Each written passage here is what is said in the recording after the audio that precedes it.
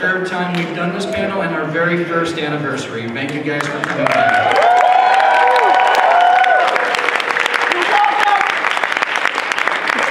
Starting to listen to you guys in a couple of minutes, but let me just tell you a little bit about who I am. I'm Jeff Burns. I staff the convention as part of guest relations, and I also cast and direct this panel.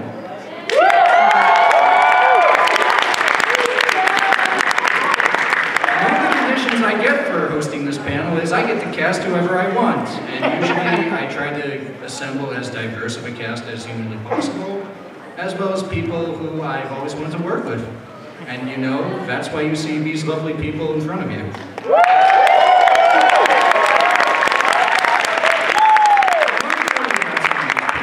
This guy over here, he's done the voice of Archer in Fate Zero, Vaughn of the Dawn in Gunsword, and many, many, many other roles, such as Richard in Tales of Grace's Epic. This is David Vincent right here.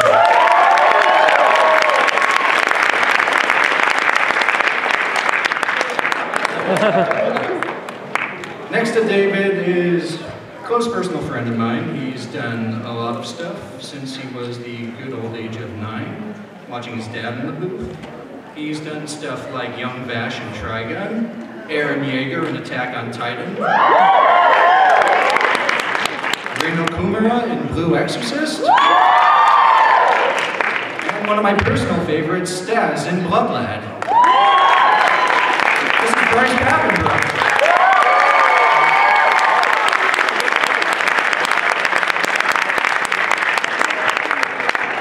Richard Epcar has done about 300 characters. I'm only going to name a couple of them. 400. He'll be up to 500 next time. Let's see, he's done just about everyone in Lupin. Jacob in various incarnations. Also Bato and Ghost in the Shell. That's Richard Epcar for you. He's also in Robotech.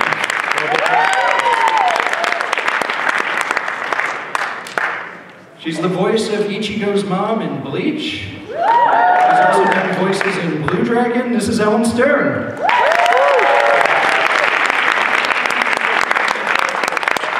And this gentleman next to Ellen, you're probably going to swoon as I call out some of these roles. Tigra in Thundercats.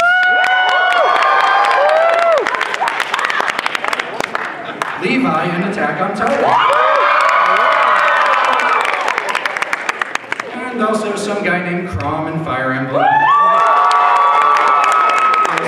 Mercer.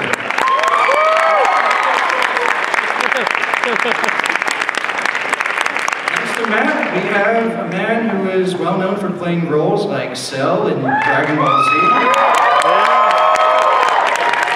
Toguro in Yu Yu Hakusho, and you know you love him or hate him as Handsome Jack in Borderlands.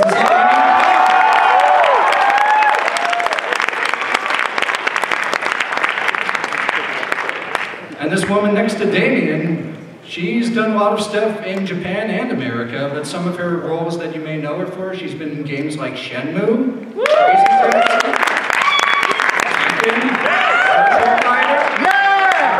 She's also done a lot of commercials and interviews with celebrities on Japanese radio and Japanese television. This is Liesl Wilkerson.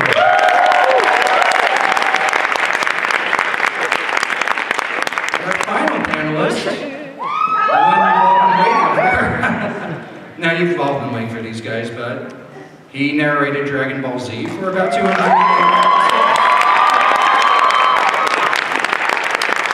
He's also Aizen in Bleach. Kamina in Gurren Lagann. Super Skrull in the Avengers, Earth's Mightiest Heroes. Yeah! Kyle Abear.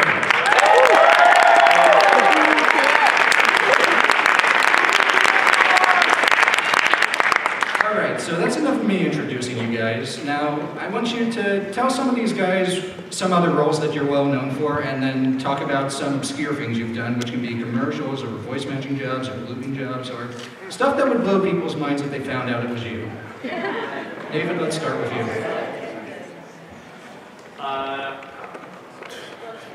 Hello. Now it's on. Now we're on. Now we're talking. Okay, a few of the other roles, I believe that were mentioned. Any other Bleach fans out there would know me as Grim Jow Jagger Jack.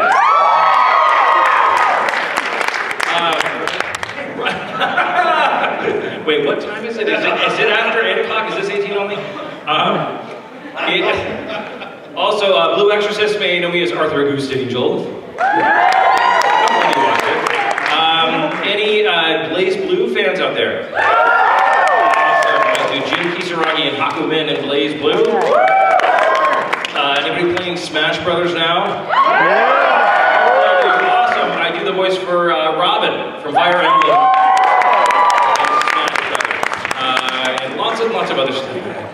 I don't want to brag. No, I'm just kidding. Now what's your obscure role? Obscure role. Oh, I got a good one. I'm doing a kids show right now for little kids, and it's called Bodge. And I'm playing a character, Mr. Nibblet, who is getting paid to talk like this and tell kids about exercise. I don't even know that, unless you watch Sprout. Can I get a slushie, please? I don't think you mentioned Kirito in Sword Art Online.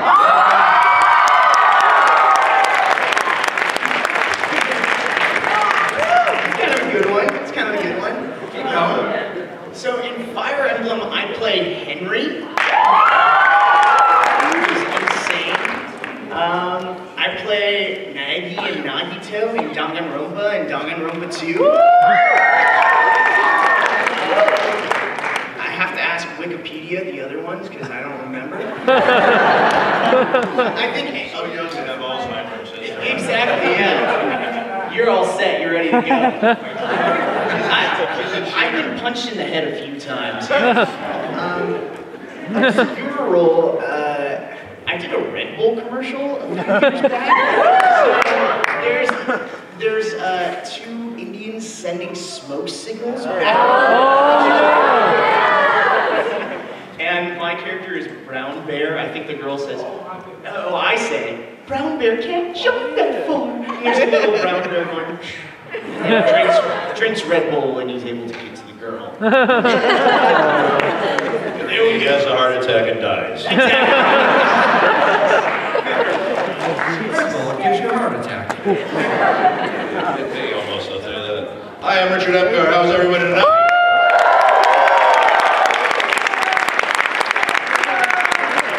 How do all these people get in my room? Well, a couple of the things you didn't mention was I'm the Joker in the Batman game.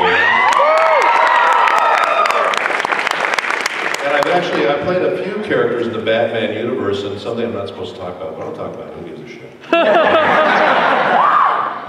There's some new animated feature films that are coming out that are going straight to DVD or Netflix or whatever the hell they go. And I play Commissioner Gordon.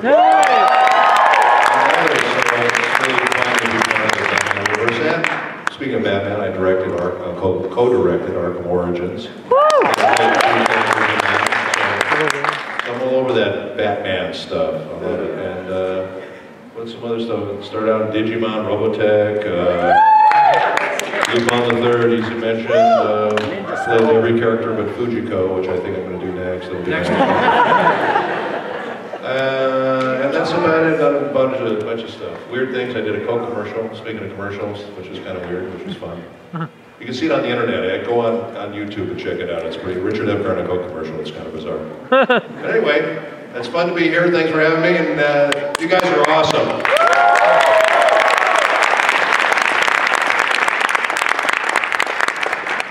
Hello, Sacramento.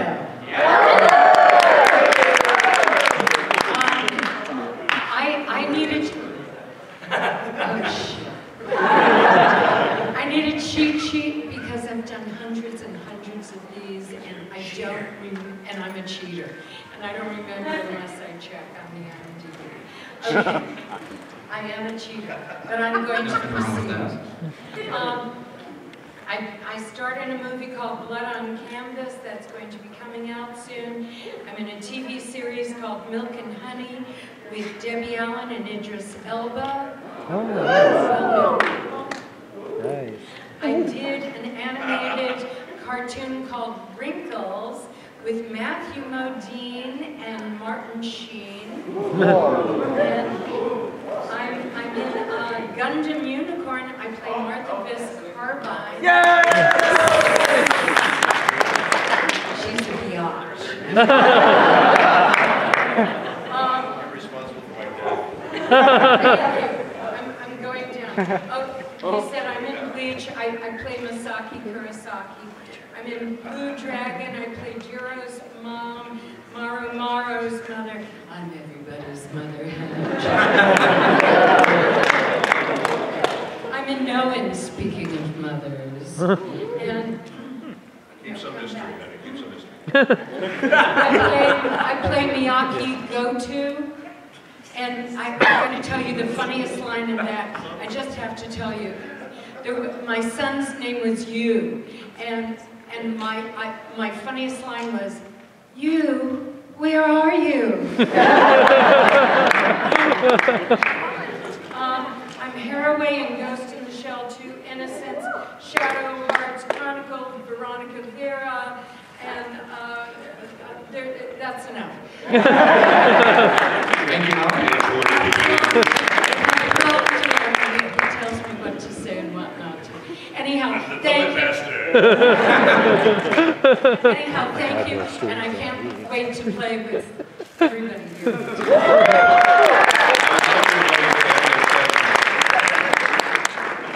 That will be later.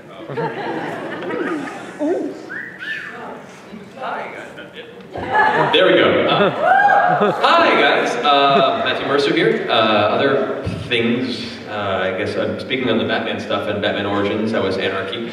Yeah. Which was a lot of fun. And that new Arkham Knight game looks really cool. That's going to be a fun voice cast, I hear. Also the other things, Alvin and Tales of Exilia. Let's see, Rexar and Hearthstone and World of Warcraft, as well as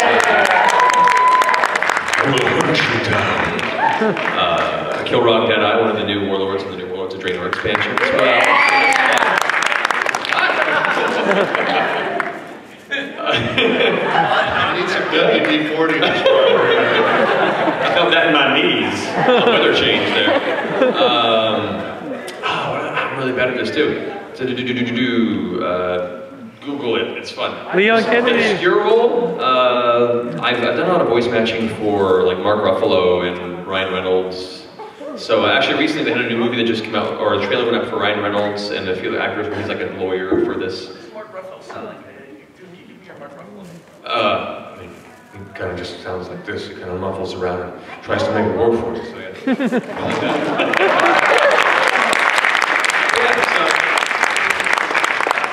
Essentially, yeah. He's halfway to Patrick Warburton, who sounds like he ran up a flight of stairs. So I'm trying to make sure it all works out for you. Yeah, anyway. Thank you, Matthew. I am so outgunned up here, it is unbelievable. I just like, holy shit. I have a really weird job, because if I'm not playing like a dad on an AT&T commercial going, I love my kids, I'm murdering somebody. It's true. Castle, serial killer. I did like 3 episodes of just murdering people left and right. Thank you very much. I did a movie called How to Be a Serial Killer, which if you haven't seen it, it's delightful. It's great for the whole family. And so yeah, it's weird. And then recently, this is a weird little fun fact, I was selling motor oil for Castrol recently, just talking to the camera, trying to be a total badass. It didn't work out too well for me, but they paid me, so that was good. Yeah. So it's just weird, yeah. If I'm not being all nurturing, and I got horribly murdered by a serial killer on Criminal Minds. And then, like I said, like the following week, I'll just end up killing somebody in a video game or something. Yeah, that's pretty weird. Karma is going to kick me in the ass, for sure. I'm staying away from you. Over to you, Toots.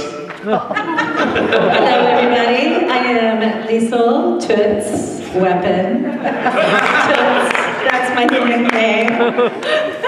I grew up in Japan. That's why I did a lot of my work in Tokyo. So I do voice work in both English and Japanese. I do the voice of Batsmaru, if you know, who's with Hello Kitty and the whole family. Kind of thing.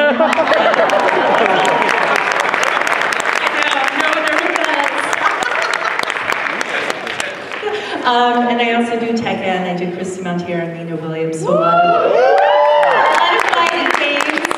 And here's a little bonus point. I was actually in a fight. Yeah. Damon was hearing all about the story coming over here. I was in an MMA fight. Go figure. That's right. So don't cross me. I was also in Lost in Translation, if you guys know that movie, with Bill Murray and Scarlett Johansson. And I do a lot of work for like the Golden Globes and Academy Awards and Grammys and stuff like that. So we have the Golden Globes coming up next weekend, which I'm really excited about. But I have had such a great time here at SacAnime, and you guys have been so wonderful. So I just want to go ahead and thank you guys, because I know there's not really a closing ceremony. So you guys have just been really, really awesome. SacAnime has been great. So thank you so much.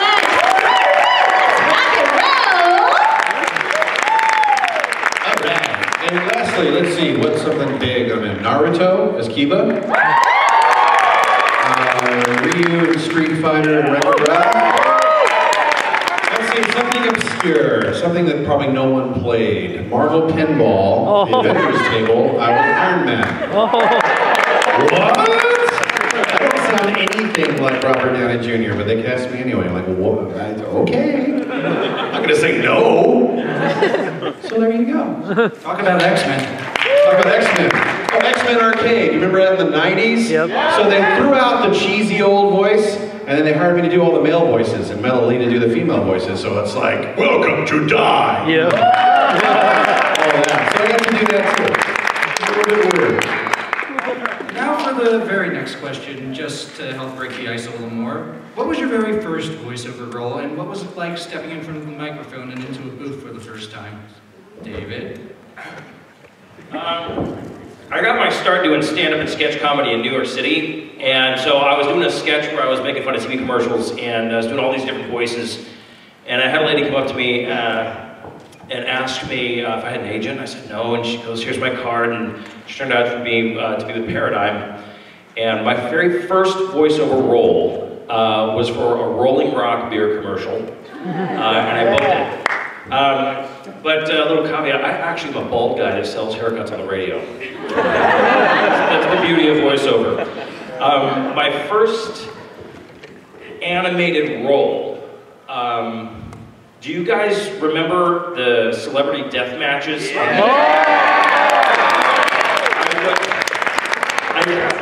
I was the role of Puck from the Real World, San Francisco. Yeah. Oh my God. And I forgot to mention that Kill la Kill. We're both in Kill la Kill. We didn't mention that. Yeah. Forgot to mention that. Anyway, yes, so that was my first animated role, was Celebrity Deathmatch. Nice. I was in, I believe, elementary school, and I was going to work with my dad, who was working on Power Rangers. Yeah, he was Rito Revolta, the skeleton dude on Power Rangers. Yeah. So I went to work with him, and they had all the like rubber monster suits there. It was so awesome. At the end of his session, the director said, "Hey, we need a kid's voice," and my dad's like, "He's a kid, throw him in the booth." I became a voice actor. That was it.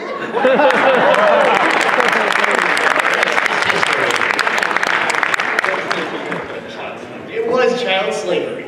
It was fun going to work with your dad, wasn't it? My dad was amazing, yeah. He was just an incredible voice actor.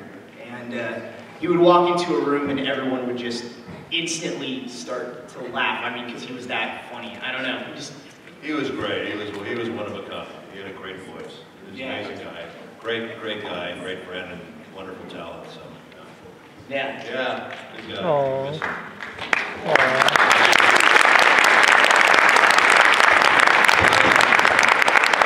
The first time I went in to do voice was... Was there electricity back then? that? No, thank you. And you will meet a new serial killer tonight. Anyway, I went into, it was actually, my wife here was doing a movie, and the people who were doing the movie had another movie that they did. They didn't like the voices in the movie, and they wanted to audition some actors to replace the voices of the actors in the movie. So they said, would you come in and audition? And she said, great, can I bring my boyfriend, who was me at the time? So I go in there and this guy says to me, have you done this before? And I said, oh, I've done it 1,000,000 times. And I never did it before in my life. And so I went in and I did it. I'm a drummer, so there's a certain rhythm to dubbing in particular. So I just really took to it like a duck to water. And I booked the lead guy. I replaced his voice in the movie. And they really liked me after that and started hiring me for a bunch of stuff. And from that, we did Robotech and a bunch of other stuff. And here we are today. In Sacramento. So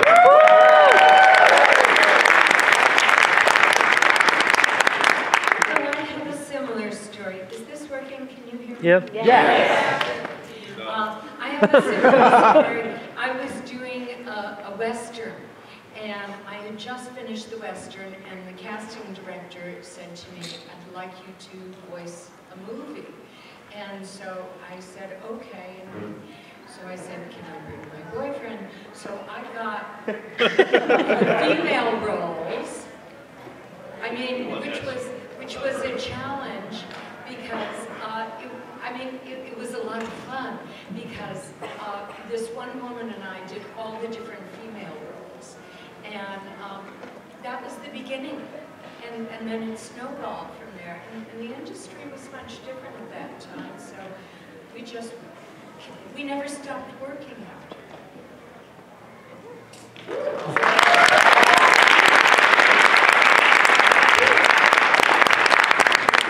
My first role, to make a long story short, my father was an audio engineer who did music and effects, laybacks for film and television, a lot of foreign stuff, so taking like shows like Hercules and Xena to, news other countries in Europe and stuff. So one of their clients was a company called Animes with Kevin Seymour and Joe Mercer back, who did a lot of like Cowboy Bebop. They had the Zero Limit days.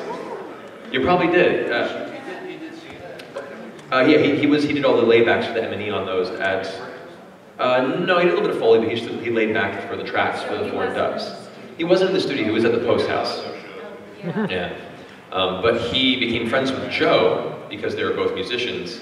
And so my dad started doing bit pieces in the background of a lot of these shows they were doing. And I was fresh out of high school and thought, oh, my dad's in cartoons, that's cool. Being the guy in the background who's like, that's my phone, I thought that was the coolest thing, and it still is. And I went with him one day because he knew I was a cartoon fan. He's like, want to watch your old dad do some cartoon voices? I'm like, yeah, I would love that, that'd be great. And so halfway through the session, which by the way, it was Fist of the North Star, the TV series. So halfway through the session, we took a break, and the director, Joe, was like, hey, I like the tip of your voice. Why don't you hop in for the second half of the session? We'll pay you $50. I'm like, really? Okay. Just throwing the kid a bone. And I had a really good time having my head explode 18 times over the next 2 hours. So at the end of my session, I'm like, thanks, that was a lot of fun. But they stopped calling my dad and started calling me in to do stuff. He said if it was anybody else, he'd be angry. No, it was fine. I was like grounded for a month after that. Right? But that was my first role, was a bunch of background Walla and Fist of the North Star. Nice. Well, I'm Canadian, so I'm going to start with that. And I live in Canada, and there was this network called YTV, Yeah. and I was the voice of YTV for a while, and it's a really boring story, to be honest with you. So instead, I'm going to tell you something that was really embarrassing that happened to me. Yeah, I think so.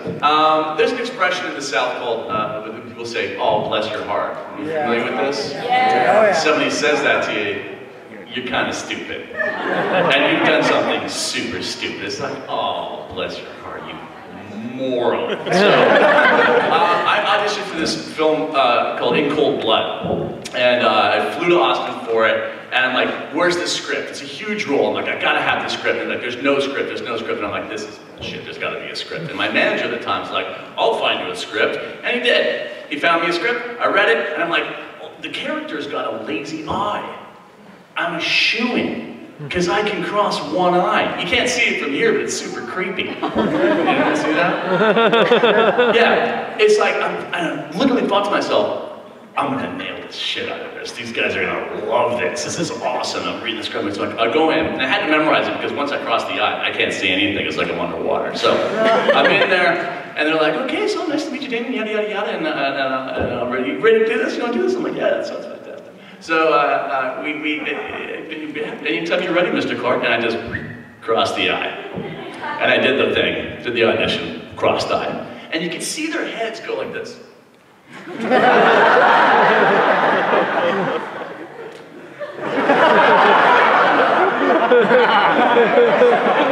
I couldn't really see anything because again, I had the eye crossed. I'm like, are they freaking out about this? So I finished the audition and then they go, okay.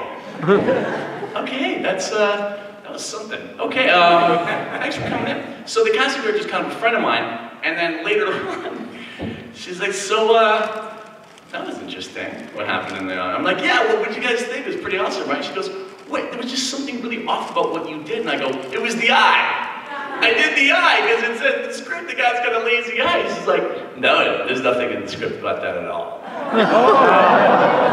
But I got the script. And she says, well, the reason there was no script is because it's in rewrites, and there is no script. What did you read? I go, well, my manager got it for me. It's like, that script's like 40 years old. It's been revised and revised. And I'm sitting there at the audition going, no idea what's happening or why it's happening. I thought I was having a stroke. That's what happened. And the casting director goes, oh, bless your heart. And I was like, nailed it! And stop Hollywood!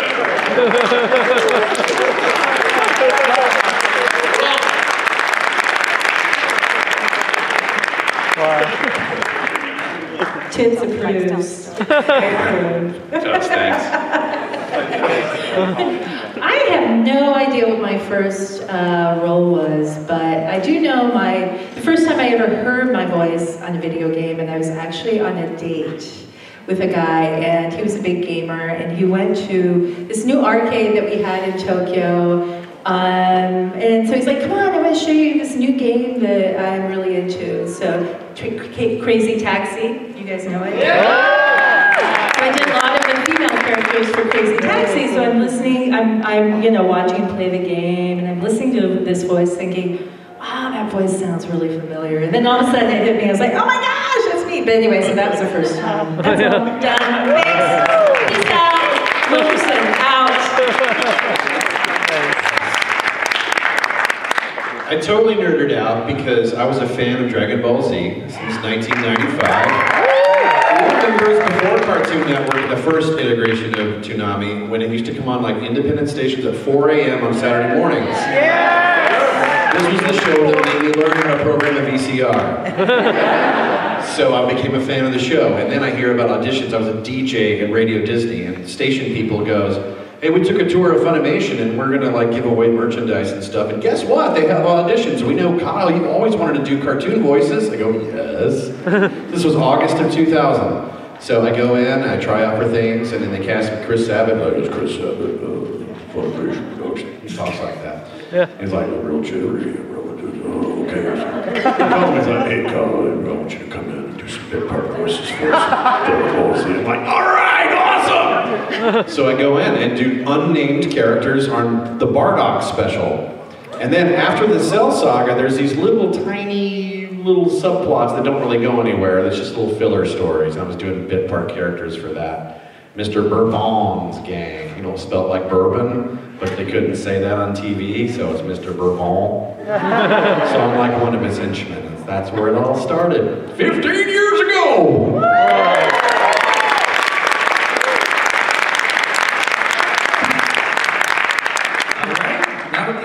Broken, let's do some cold reading. Cold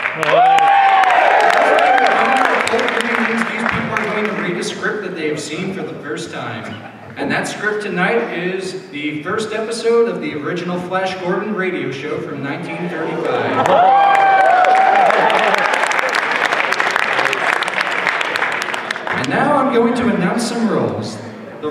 of our announcer will be played by Kyle Hebert. I guess I have some experience in that realm. Flash Gordon on Dragon Ball Z. And Kyle, I have a special assignment for you on this part. I want to hear every line in a different voice. You can kill me later. And our next role, the role of Flash Gordon. And David, congratulations, you are Flash Gordon.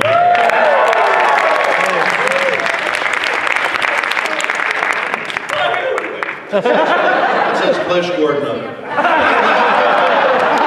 That's the hentai version.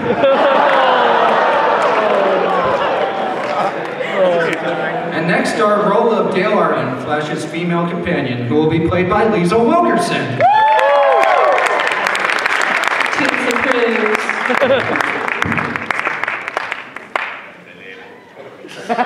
And every great hero needs a great villain. The role of Emperor Ming will be played by Richard Epcar. Casting me as a villain? You make it sound like it's the first time you've ever played one.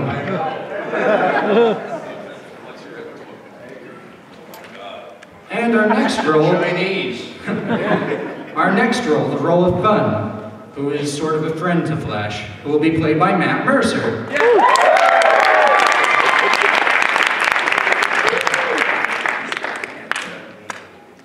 And our role of the evil scientist, Dr. Zarkov, will be played by Damian Clark.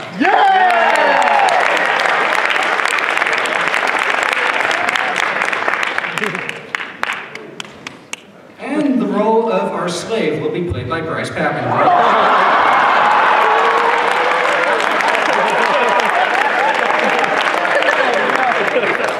And our final role, the role of Princess Aura, will be played by Ellen Stern.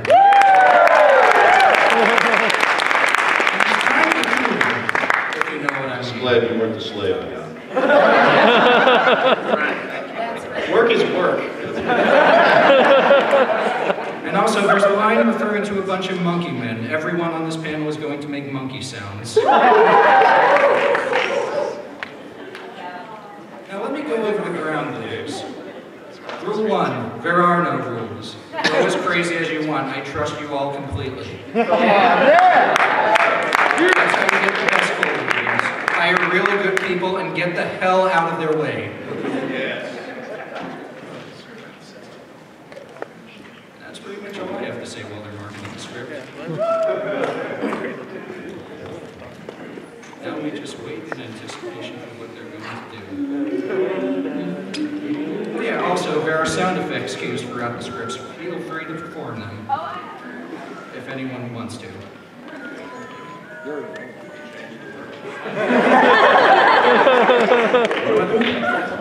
Oh yeah, like have fun with that. I will. You can do it. If anyone can do it, you can do it. I can do it. I can do it. I'm waiting.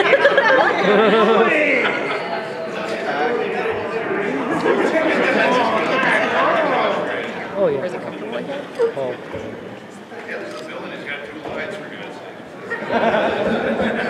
It's a pilot. What My agent on the phone. There are no small parts, Richard. That's bullshit.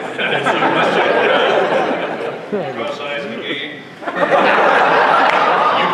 You're jealous. That's what it is.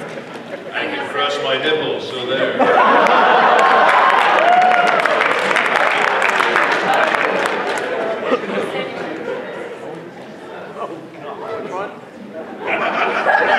Later, sailor. It's really, it escalated quickly. I wonder if you guys are ready for this. Sure.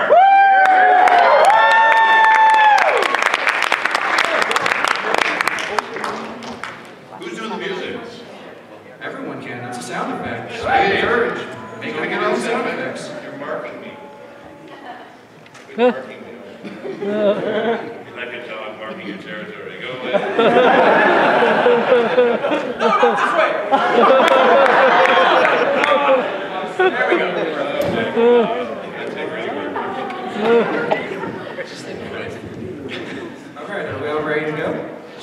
Reno? I'm just checking. All right, let's begin. Reading The Adventures of Flash Gordon, Episode 1, which originally aired on April 27th, 1935. Cue the music. Do a song. Presenting for the first time on radio, the amazing interplanetary adventures of Flash Gordon, Dale Arden!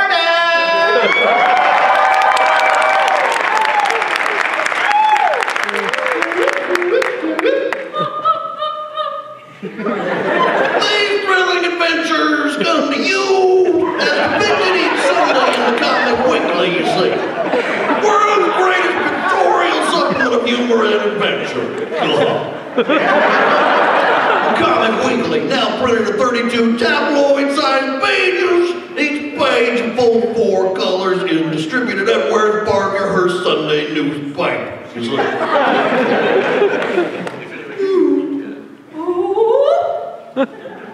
Racing high above the earth.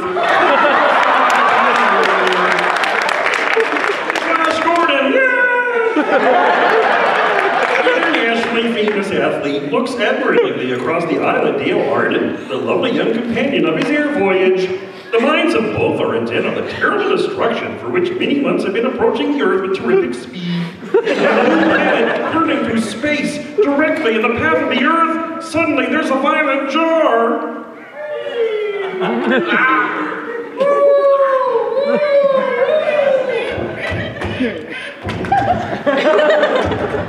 The plane lurches into a spinning nosedive.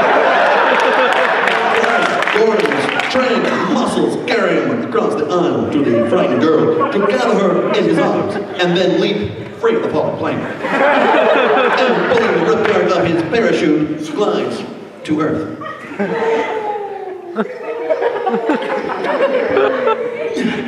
Don't be frightened, Al. The plane has crashed. We're safe. Yes, thanks to you. Hold fast. We're landing now. Careful. Easy.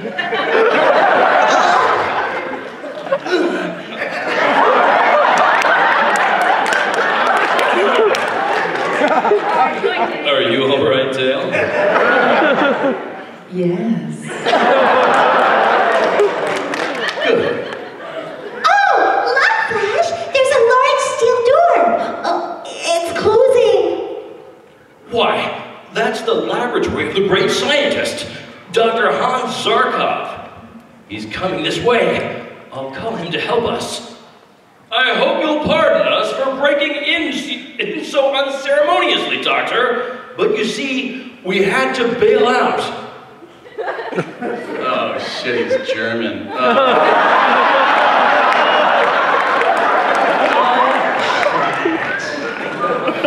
I see you for what you are.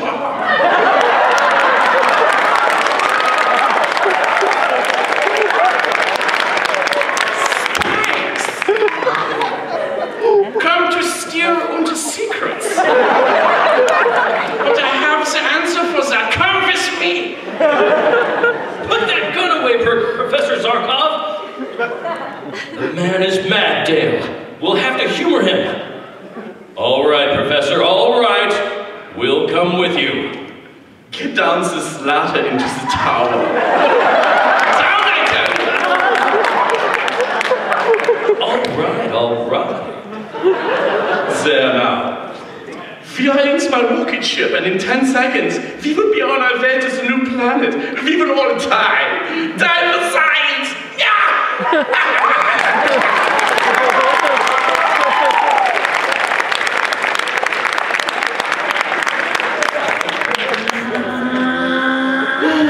Oh, Flash. The doctor is mad. This rocket ship is breaking away from the Earth with the speed of light, right into the path of the new planet. Hold tight, Dale. We'll escape somewhere. To the new planet! Yeah! The new planet. We see was saves the Earth, yeah. Dr. Zarkov, there's still time to swing your rocket ship out of the path of the new planet. No way, Jose! What will you gain for science if we're all killed in the crash? I know who you are, Flash Gordon. The world's greatest athlete. But you train with... Wait, that's Skridana. But your trained strength will not save you. Only my mind. The mind of Zarkov, the scientist, can save you. Can save any human of soul upon the earth. Ooh, the turbo drive. He's reaching for the controls. Stand aside, Dr. Zarkov. Feel it. The gravitational pull of the new planet. The crash in 5 seconds.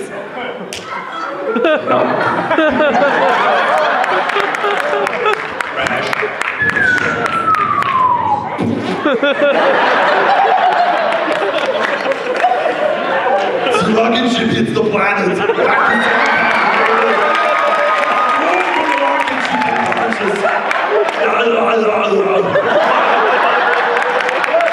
Clear the wreckage and lands on his feet uninjured.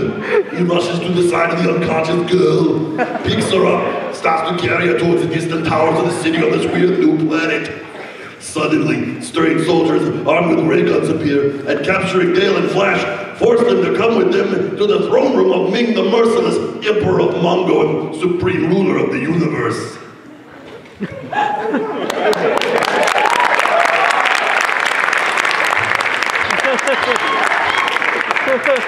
Oh, thou indulgent Ming, most merciless majesty, supreme ruler of all the peoples of the new planet, thy slaves salute thee.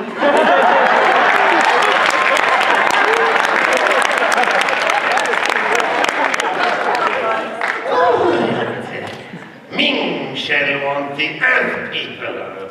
Thy slaves obey, O Ming the merciless.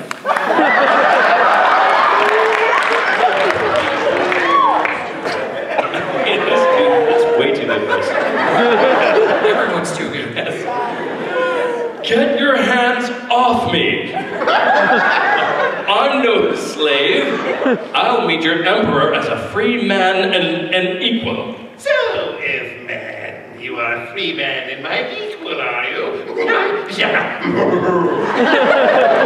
him to the red monkey man in the arena. I would be forced to make this free man my equal. There is thy freedom, Earthman. Now you go into the arena and meet the red monkey men of Mongoloid.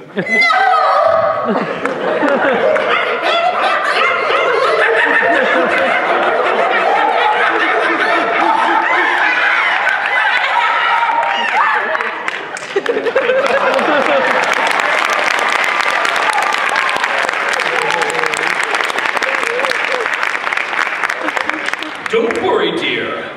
Emperor Ming, I will show you that I, a free man from the earth, are more than a match for your brainless red monkey men. Flash reaches the bottom step leading to the arena.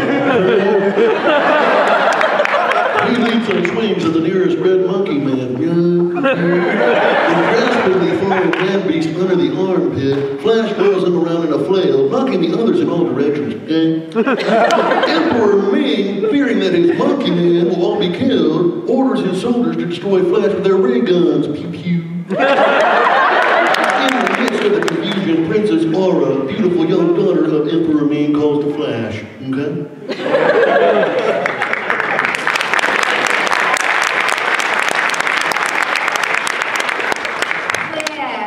Brave Earthman, this way, here to my balcony.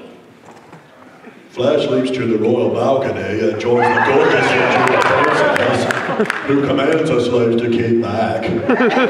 While she takes Flash through a secret door and into a passage leading to a private elevator. The two get in and Laura closes the door and presses the switch.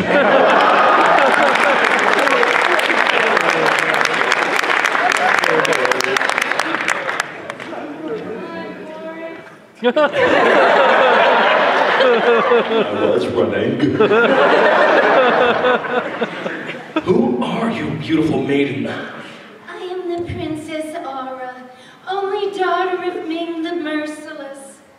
Princess, I owe you my life.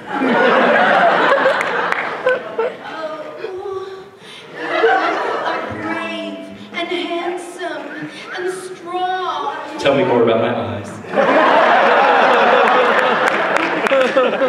You must not end so young. I have never seen anyone like you, Earthman. Where I come from, Princess, there are many stronger men and better looking. But tell me, Princess, where are you taking me? I am taking you to the private landing frame of my own rocket car.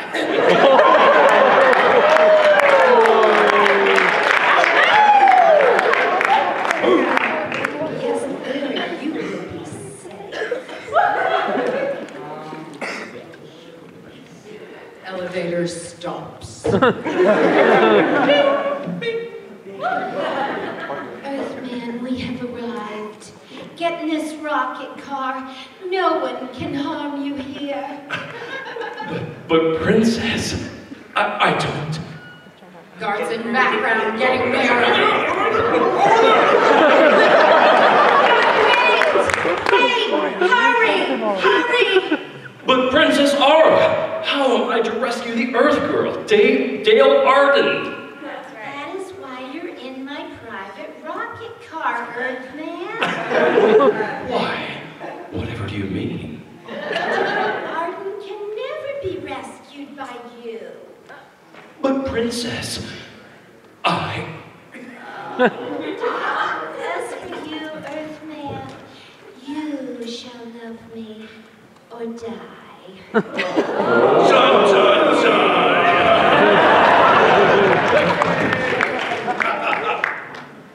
Meanwhile, back in the palace, Emperor Ming is talking with Dale Arden. Where are they? Companion, Flash Gordon, has escaped. But not for long. My men will soon capture him. What are you going to do with me, Emperor Ming? You are pleasing to me, Earthwoman, with your gigantic boobies. No!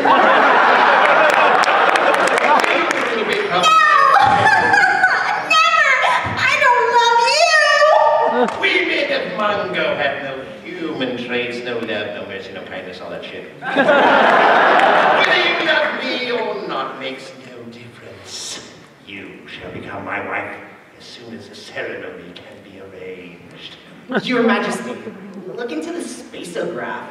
Our city is like totally being bombarded by space cameras of the Lion Man.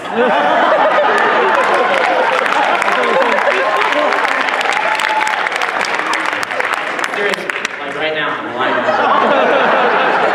Like right now, they're totally... Okay. Order the entire fleet to the attack! I said... Inappropriate music, where? In the terrific battle which takes place between Emperor Ming's space fleet and the gyros of the Lion Men, the attacking gyros are driven off. Yes, the rocket ship in which Flash Gordon has been held captive is destroyed, and Flash is thrown to the ground unconscious. He opens his eyes to find himself staring into the great bearded face of Thun, Prince of the Lion Men. Thun lets his great sword fall as he sees Flash Gordon's white skin. Who out there, white-skinned youth? Speak! Wait, you are a monster runner? Answering look like cleaning their white body into pieces. Art thou a new kind of soldier of Ming the Merciless?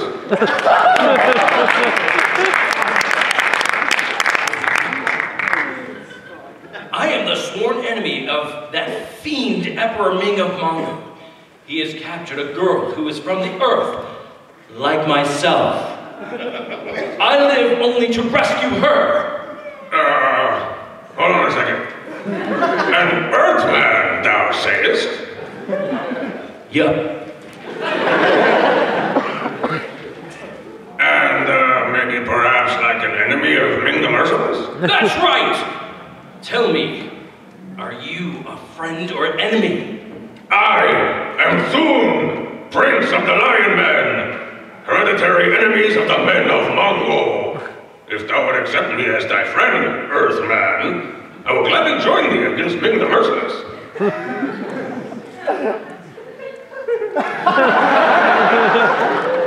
Here's my hand on it, then, Prince Thun.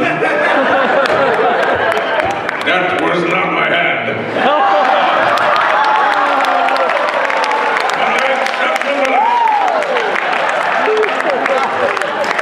Good. Now, I may have asked this, I don't really remember. What is thy name, Earthman? I'm called Flash Gordon upon the Earth, Your Highness. Well, call me Thun, friend, and I will call thee Flash of the Warm-Handed. But you would like to call me Flash. Friend Thun, do you know how we can gain admittance to the palace? That we may rescue Dale Arden. Yes, come! I will show thee a secret way into the palace. Good. The Emperor Ming is always pursuing my gyro fleet. They're full of wonderful sandwiches. We may be able to rescue the Earthman before Ming's return. Flash Gordon and his powerful newfound friend go first to the space gyro of Prince Thun, and there they go intently into the thought projector, in which they do not only see Dale Arden captive, but they also reveal to him the secret way leading into the throne room of the palace. The secret passage is known as the Tunnel of Terror because of the deadly beasts which lie within its gloomy walls. Finding each step of the way, Flash and his new friend Prince Thun finally find themselves within the palace. A door with great steel bolts stands before them.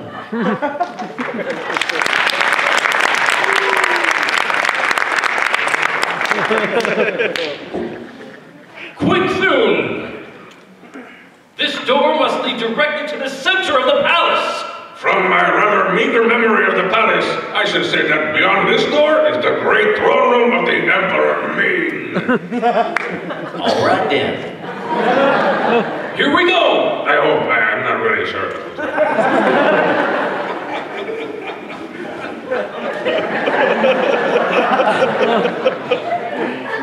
Ah, there. You're right, Thun. It is the throne room. Yes, this great statue before us is the god of death, which stands at the top of the altar steps, directly behind the throne of the emperor. It's a good thing we were right. Listen, what's that? By the great god Pow! It is the royal wedding procession. Ming the Merciless is taking another bride. It's a literary slave, I can write that. Long live Ming the Merciless.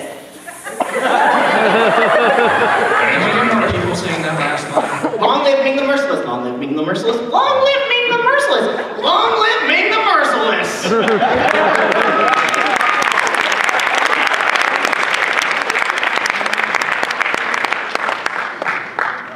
He's coming up the altar steps, Thun. I'm going to look around the idol. Huh? To look around the idol means death. Thou must not. Come back! Come back, Flash! Oh, you crazy son of a. That guy is so damn. Thun, save yourself! I'm going to rescue my Earth friend, Dale Arden. She's being forced into a marriage with Ming the Merciless. Prince Thun of the Lion Man does not save himself at the expense of his friends. If thou must fight, I will die fighting with thee. Dale! This way, Dale! Oh, yeah?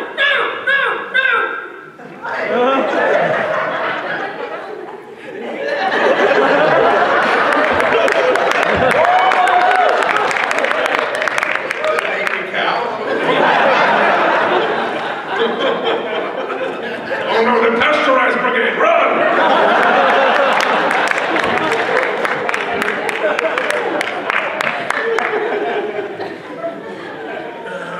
That was utterly ridiculous. Don't have a cow, man.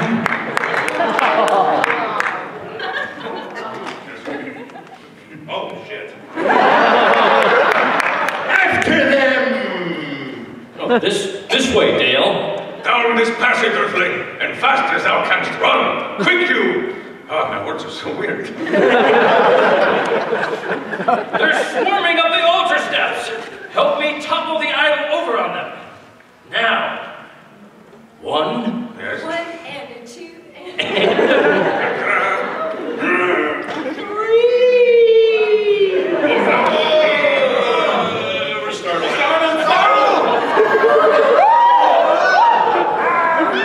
Scanning kids. We're starting to crush.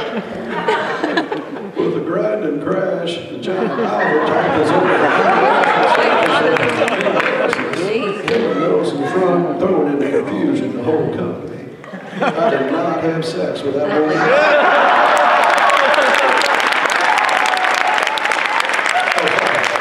Sexual relations with that woman. Flash Gordon and Prince Thorn with Dale between them dash into the secret passage beneath the idol. The road becomes steeper. They slip and fall down 100 feet or more into a whirling underground river. They swept along down a rigid current over the falls into a lake with the powerful strokes of a champion swimmer. Flash sets out to the shore, towing Dale by the hair. Reminds me of those days with Monica. They reach the shore, and as Flash reaches down to drag Dale to safety, we hear her scream. She screams and screams, and it's hot as hell. She disappears beneath the calm surface of the lake, clutched in 2 powerful green, scaly arms. They're Republicans, aren't they? With his own safety, Flash Gordon dives to Dale's rescue. And finds an adventure straight to there, and your witch has gone before. Music!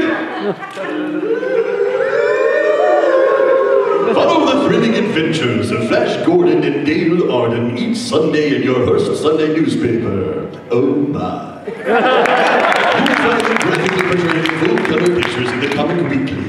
Only in the Comic Weekly can you follow the escapades of the Katzenjammer Kids, these perennial rascals, or thrill to the adventures of King of the Royal Mountain.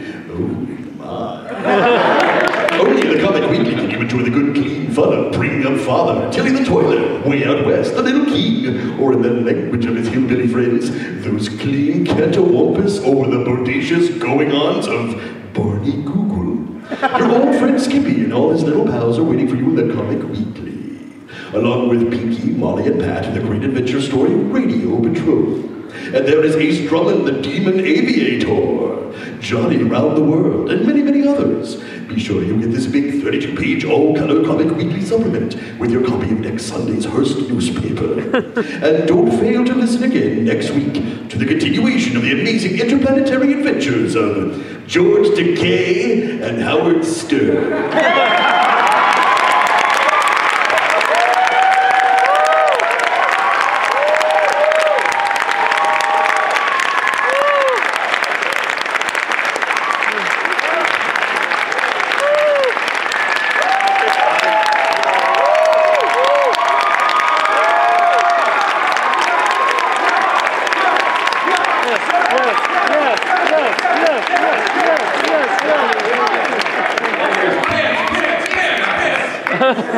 These guys did a great job, didn't they? This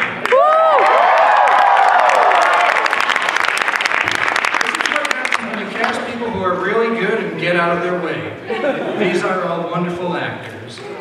Now let me ask you guys something. Let's talk about the voice session from hell. Maybe you have a session where you lost your voice, or a session with an overbearing director. Tell us some stories about some of the hardships of going into the booth. Use names. Use names. As many names as you can. Specifics. Or creative. Steven Spielberg.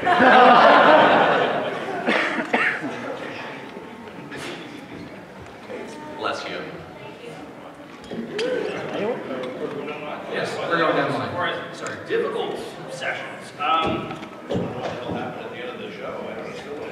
It's a cliffhanger. And they all lived happily ever after. Find out at Summer SacAnime.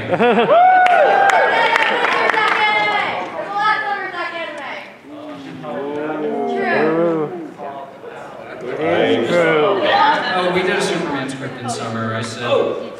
I sort of lied when I said we'd perform it in winter. I wanted to do something different. And you all still enjoyed it! Which means my plan worked. Anyway, continuing stories, David. Yeah, you know what? I'm gonna name names. No, I'm just kidding, I'm not. Damian Clark. No, I'm just kidding. No, you know what? Everybody can talk about like a tough session for a voice actor in today's day and age. All the screaming that you do, and we call them the throat rippers. And I was doing a session, and it was one of those Call of Duty types of games. And there was a British director who just didn't care that I had another session the next morning. And just care. I didn't get it. No, he's like, I was so hoarse screaming in this session. I was honestly trying to talk like that. He's like, no, right, mate, it sounds perfect, natural. I want you to be hoarse. And so naturally, I lost the job the next day because I was so hoarse from screaming my lungs out at a video game screaming session. I want your rectum to fall out on the stage. That's how real I want it. Bleeding from both nostrils, real as a man. I mean, I gotta agree. A lot of my characters scream. Yeah. So I have had a lot of those throat ripper sessions. There's one in particular when I was Aaron Yeager. The tour of the vocal cord. But it was worth it. It sounds awesome. What scene was that?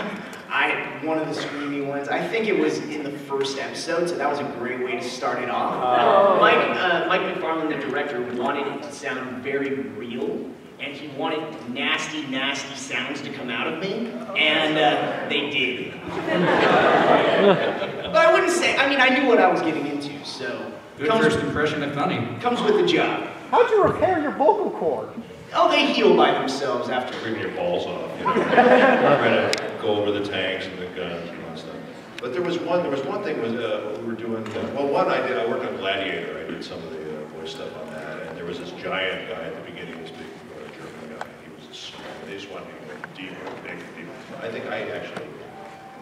Mike sort of showed me it sounded like one of the guitar strings went boing after one of the takes. But there was one that I remember in particular. It was a movie. I can't remember the name of the movie, but there was. It had to be one of those English director guys again. Bastards. It came over and basically we're doing. It was like one of those things where it was a car and he was being dragged and beaten and it went on forever and they threw him off a cliff and it just went on and on and on and on. It was one of those things where you're just screaming and screaming, really long, 10-minute scene, and you're just screaming your balls off. And we did it once, and the guy goes, no, let's do it again. Let's do it bigger, do it bigger. So then I'm doing it again, I'm like screaming my balls off, and he goes, I get all the way through the end, he goes, there was something in the beginning I didn't like. I'm going, well, why didn't you stop me, you dick? Like, stop me and we'll start again. And no, he had to go through the whole bloody thing. Like, oh my God. And it was one of those things you couldn't stop because it was all continuous. So, yeah, we love those sessions. That one English director, we gotta find him and kill him. What? No, he's Canadian. He's okay.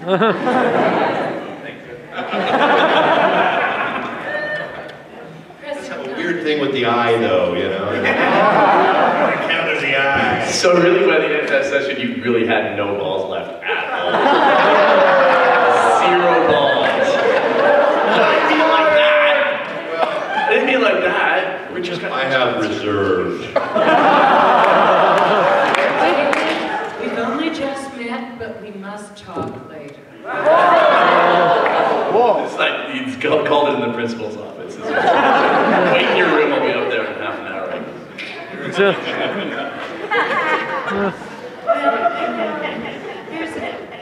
In all the years I've been doing it, I don't remember a session that was really awful. But I remember one that was kind of funny, so I'll share that one with you. Richard and I were doing this Italian movie, and you're married for this long, you know every story you've ever lived. Anyhow. There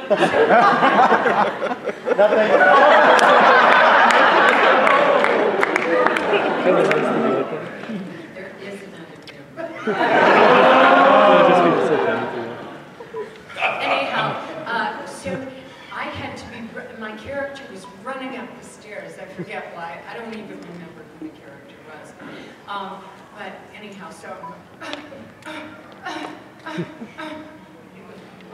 do the faster, faster, do it more faster. So no, faster, faster, faster. So I'm going. Oh no. And he goes, it sounds like orgasm.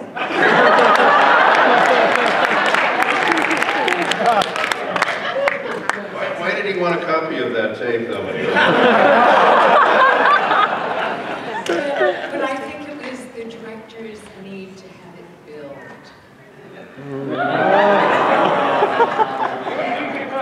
Exactly. You know what you're saying. Well, I mean, you know, duh, why would he want it faster?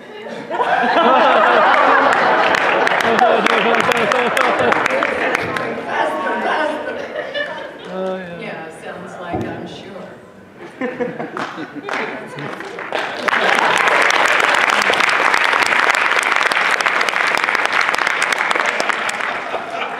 How do you follow that? You'll find a way. You're Matt Mercer. Well, actually, it's funny. No, any sort of fighting game exertion set taken out of context can fall in the same category. You take it along, we're like, it's a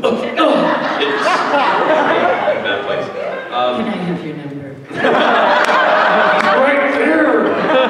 He's much taller than me. Visible over here. I have very much in the same key of all the various military yelling games. We've all had many sessions where we've walked out with, blood in the throat. And one game that's coming out pretty soon I'm pretty excited about. It involves like a team of people on an alien world fighting a big monster of some kind. Maybe, I don't know, I can't talk about it. But going in I've done a few sessions on it, but at my first session walking in there, the director I'd never worked with before, and he turns to me and goes, "Hey, what's your name?" Matt's like, "Great, all right, cool. So we got like 1,400 lines in 4 hours, all of them screaming. So get in there and let's start." It's like, "Wait, what?" It's like, yeah, we'll probably just do like 2 passes each. If we don't like, we'll do it again, but we got time to take a break. Go, go, go." And sure enough, screaming top of the lungs. He started, he's like, "All right, so we got a scale from 1 to 5. Like, okay, I look at the script. 4, 4, 4, 4, 5, 4, 4, 5. I'm like, what's that? He's like, that's the level of intensity and volume we want. Like, we'll start with the soft ones. We can save the hard ones to the end of the session. Okay, great. There were 4 2s, I think 1 3, and the rest were 4 and 5. So it wasn't even 1. It's like, okay. And we managed to get them done. But by the end of the session, it was one of those things where I got in my car and it was just burning devil fire in my throat. And I got home, my girlfriend's like, "Hey, it was a session." I'm like, pointed into the bedroom and just went to sleep. I called my agent and had my girlfriend book me out for the next day because I could not talk. It was like instantaneous laryngitis. So we made sure for future sessions that not only did they notify us in advance how rough it was, but to maybe try and parse it out a little bit next time. Yeah. It's pretty harsh. Showbiz. It's pretty harsh. Yeah. But cool game. There's no way to fake screaming. That's the thing, right? You can't fake. Well, really? You a Jedi? I want to hear this though. I want to hear how you fake scream. Fake running is another one. Like, I'm not good at that at all. So I'm literally like running around in the booth like an idiot. Just stay still, man. Get in the mic. Get in front of the mic. So when I first started Dragon Ball Z, you used to have this. Like anything Kamehameha. If you didn't see anything Kamehameha, you're just like, And when you first start, you're not ready for the level of insanity that that's going to be. And it's just, it's coming from your gut. You're just, your neck is going and your veins are popping. And the first couple of times you do Dragon Ball and you're screaming, I mean, you figure it out eventually. And how I figured it out was when I literally passed out. And I was like, what's that? And I woke up with Chris Sabat standing over me going, you okay, man? I think so, what happened? So I was out for like probably 30 seconds, maybe, like no joke. Like I hadn't probably eaten enough that day or whatever. Anyway, just all idiot rookie moves on my part for sure. And I was drinking heavily that day since 9 a.m., which probably was professional. I'm a professional. But yeah, so that was super embarrassed. He was like, yeah, you're not very good at this, are you? No. He didn't say that, but I felt it. I felt him judging me with his eyeballs. I think probably my nightmare story is also my funniest story, and it involves English. Yeah, so because most of my work was done in Japan, I've had some wonderful scripts. And this would be actually not for, it was for a bank. And I had to go in one day and they just wanted me to say one line. So I'm like, oh, okay, cool.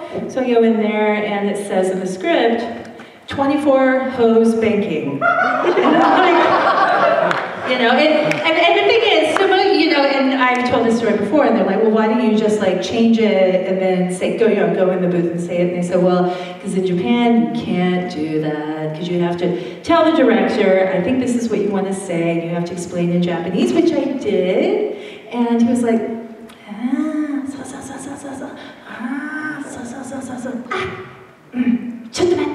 he's like, wait a minute. So he goes and he talks to his boss. After 45 minutes, he finally comes back and he's like, okay, Liso-san. We do Liso-san version and our version. So I had to go in the studio and do 24 hose banking, 24 hose banking, 24 hose banking. Wilkerson out.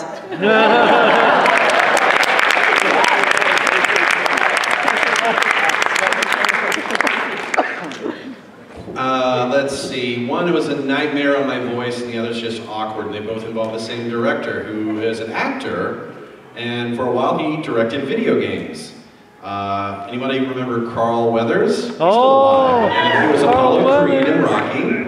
Oh, yeah. He was in Arrested Development, he was in Predator with Arnold Schwarzenegger. Yeah. Very established people. Action Jackson. Yeah. All right, so for whatever reason, I just freaked out when they said, okay, you're going to read for Carl Weathers. Like, that Carl Weathers? It's like, yeah, okay.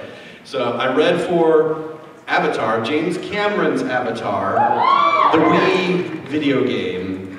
The Wii video game. So I go in, I get a call back, right? I do the audition, and then I get a call back. So I'm going to read for Carl Weathers. And this is the awkward story. He says, hey, Bear, huh?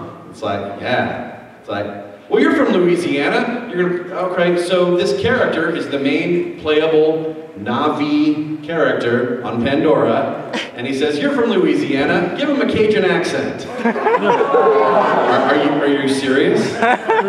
So I just put on my best gambit, and you know, I just do that, and here we are, we do things different down here on Pandora.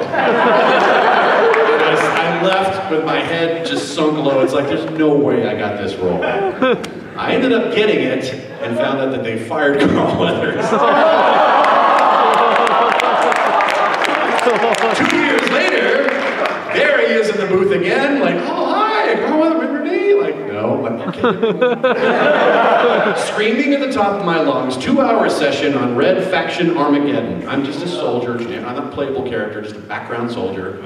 2 hours, solid screaming. Good to meet you, Kyle. It's like, okay, yes, meet you.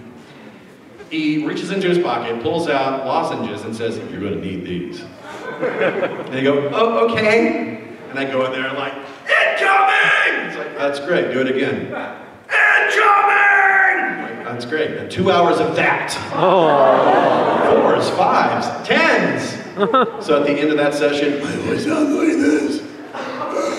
Next morning, I had a Naruto session as that teenage character, Kiba. Guess who still sounds like this? Let's go, Akamaru.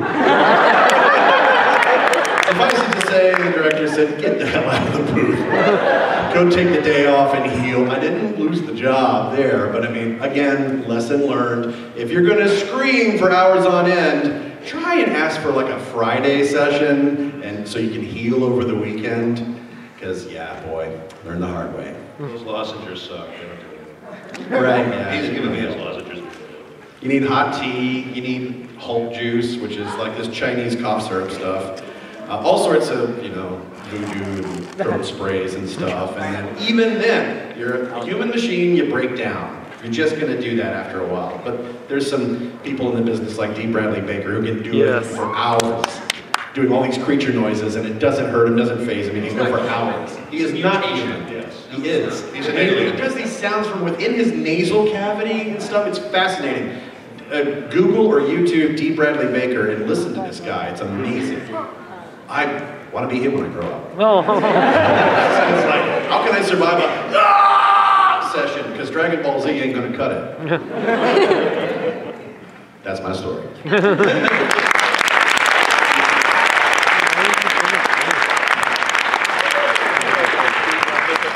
That's all great. Now to end the panel on something, I know that there's a couple people, maybe one or two in this room, who may want to do voiceover as a career. Am I right? Yeah.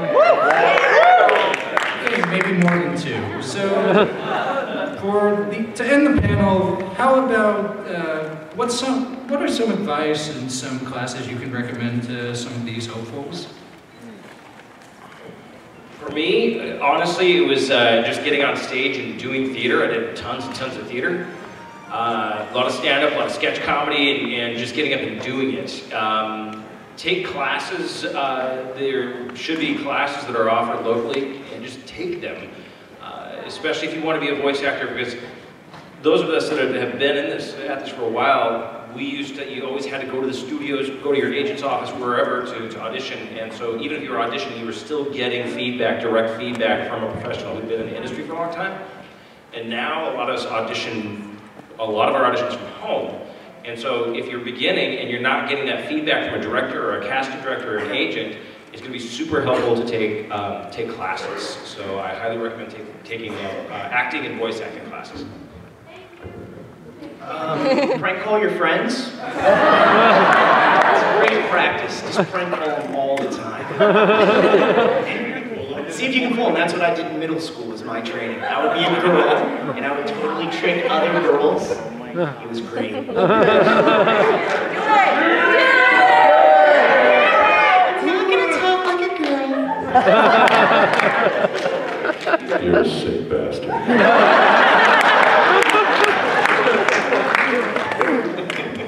My advice is go to medical school.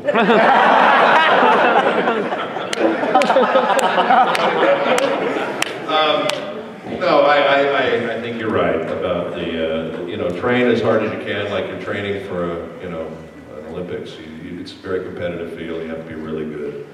And you want to be good when you go into audition, because if you go in and you're not ready, they'll remember you and they won't ask you back. So you want to make sure that you're prepared when you go in there. There's a lot of great classes, but there's a lot of expensive people. Make sure they're legitimate teachers, because there's a lot of scam artists out there. And you can go to like college, take college courses and take voice and acting, everything helps. And also now, like you're mentioning, a lot of us do our auditions at home and we have to do stuff on the road. So now, not only do you have to be a voice actor, you have to be an engineer also. So you have to kind of learn the technical aspect of it as well, which we never had to do before, but now we have to do it. So anything you can do to help yourself be technically savvy and be a good actor, those things will really help you. What everybody is saying is absolutely the best possible advice. Take class. That's more expensive than voice classes. Take voice classes. I mean, you're thinking singing classes? No, voice classes. I mean, singing is good because it teaches you how to sustain the breath, which is very, very important, because if you've got a very, very long line, you need to know how to sustain the breath. The other thing. Can I interrupt you? This is the only time. You are my witnesses. I have some duct tape in the room. No. Anyhow, yes, you have to train like an athlete. Just let her finish. You have to train as hard as you can, but the other thing that you have to do,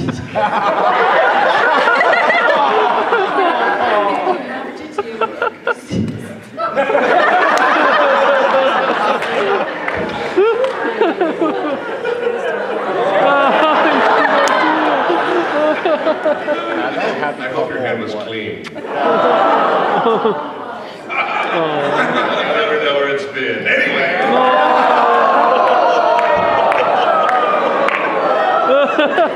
I know where I'm sleeping tonight. No, seriously.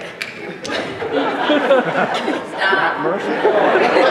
Seriously, what you also have to do in addition to training your instrument, your body is your instrument, you have to train the physical body because you have to have the looseness and the relaxation so you don't go in and feel nervous. You have to know how to relax the body, stretching, yoga. I mean, any kind of thing that you can do. If you're playing a musical instrument, you learn how to play the instrument as well as you can. Your body is the only instrument you have, so train it well.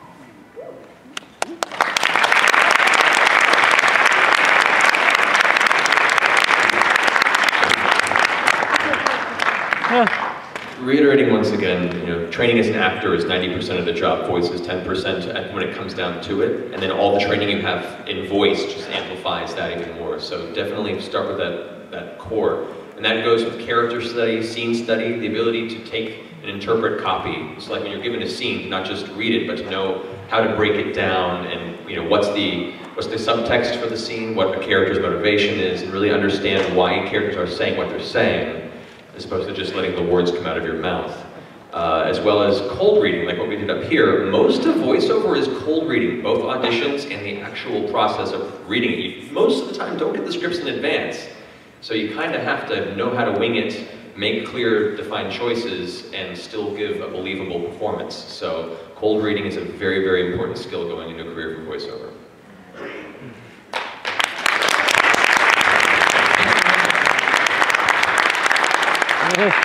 Yes to all of that. So here's something you can do in your car or whatever. Just listen to the radio.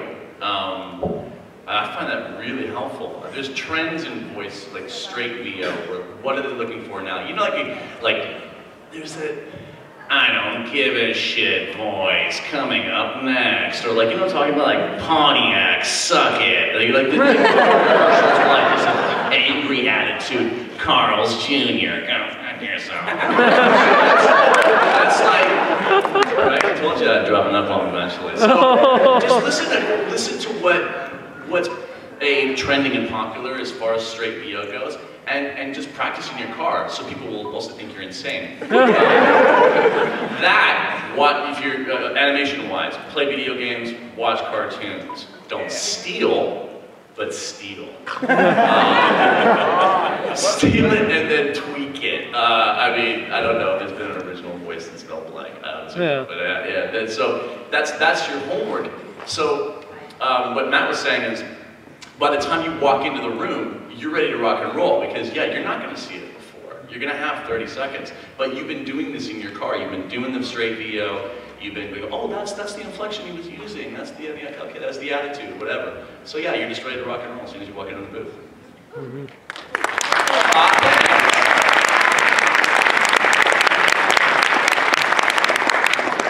And speaking of cold reads, radio is a great way to get started as well.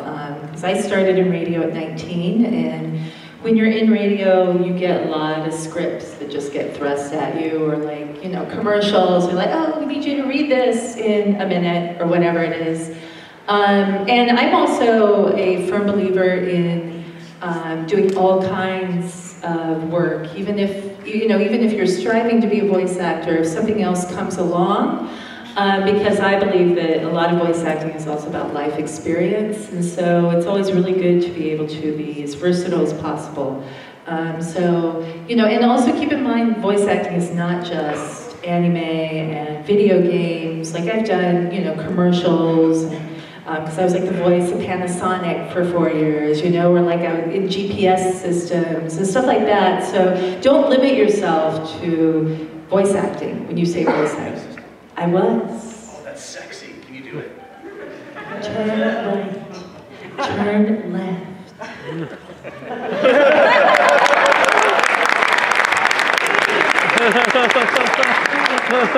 That's hard. Okay, so lastly that I can say on top of what everyone just iterated, I would throw in there, I came from being a shy kid, introverted. I was like, but yet I wanted to do voiceover and do acting and be under that microscope, but not on the stage. I was too afraid to do that. But if I could go back and do it, I would totally do it because, I took classes after I became a voice actor, and I realized that, oh my gosh, it's nice if people think that you have some raw talent, but you have to hone that craft and everything. And if you got to get over your jitters, you got to get over being nervous, you can't be shy. You have to go out there, you have to have a thick skin. You have to take, we're told no for an answer all the time when we don't get hired, basically. We try out, we 50 things, and maybe one thing we get a call for. You gotta have a thick skin, and you think, oh my God, I can't believe I'm doing this, and your parents and your friends are going, why don't you get a real job? But you gotta try it, right? It may not work out, but at least trying it is better than wondering what if. Yeah. So give it a try, take some classes, you never know where it may end up. Here you go.